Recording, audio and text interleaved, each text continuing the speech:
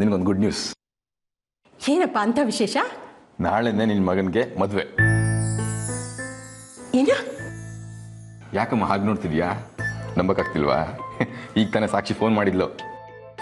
ಅಂದ್ರೆ ಏನಂತ? ಅವ್ರ ಮನೆಯವರೆಲ್ಲ ಮದುವೆ ಒಪ್ಕೊಂಡ್ರಂತ? ಸಾಕ್ಷಿ ಮನೆಯವರು ಮದುವೆಗೆ ಒಪ್ಪೋದ? ಅವರು ಮದುವೆಗೆ ಒಪ್ಪೋದು ಒಂದೇ, ಸ್ವಿಸ್ ಬ್ಯಾಂಕಲ್ಲಿರೋ ಬ್ಲ್ಯಾಕ್ ಮನಿ ಇಂಡಿಯಾಗೆ ವಾಪಸ್ ಬರುತ್ತೆ ಅಂತ ಕನಸು ಕಾಣೋದು ಒಂದೇ. ಹಾಗಾದ್ರೆ ನಾಳೆನೇ ಮದುವೆ ಹೇಗೋ ಸಾಧ್ಯ?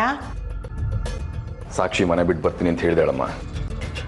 ದೇವಸ್ಥಾನದಲ್ಲಿ ಮದುವೆ ಆಗ್ತಿದ್ದೀವಿ. ನನ್ನ ಮದುವೆಯಲ್ಲಿ 3 ಜನ, ನಾನು, ಸಾಕ್ಷಿ, ನೀನು ಅಷ್ಟೇ. ನನಗಿರೋ ನೀನೊಬ್ಬನೇ ಮಗ. ನಿನ್ನ ಮದುವೆನ ಹೇಗೆಲ್ಲ ಮಾಡಬೇಕು ಅಂತ ಕನಸು ಕಟ್ಕೊಂಡಿದ್ದೆ ನಾನು. ಆದರೆ ನೋಡು, ಈಗೆಲ್ಲ ಇದ್ದು ಏನೂ ಇಲ್ಲದೆ ಇರೋರ ಥರ ಮದುವೆ ಮಾಡೋ ಪರಿಸ್ಥಿತಿ ಬಂದ್ಬಿಡ್ತು.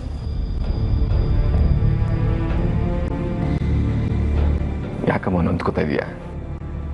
ನಿನ್ನ ಮಗ ಅವನು ಇಷ್ಟಪಟ್ಟು ಹುಡುಗಿ ಜೊತೆ ಮದುವೆ ಆಗ್ತಿದ್ದಾನೆ, ಅದಕ್ಕೆ ಖುಷಿ ಪಡು.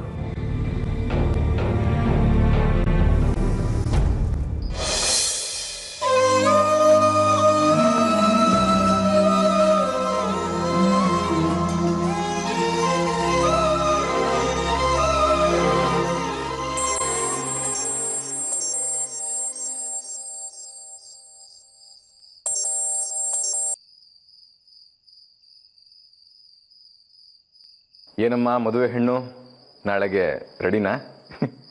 ತುಂಬ ಸಂತೋಷವಾಗಿರೋ ಹಾಗಿದೆ.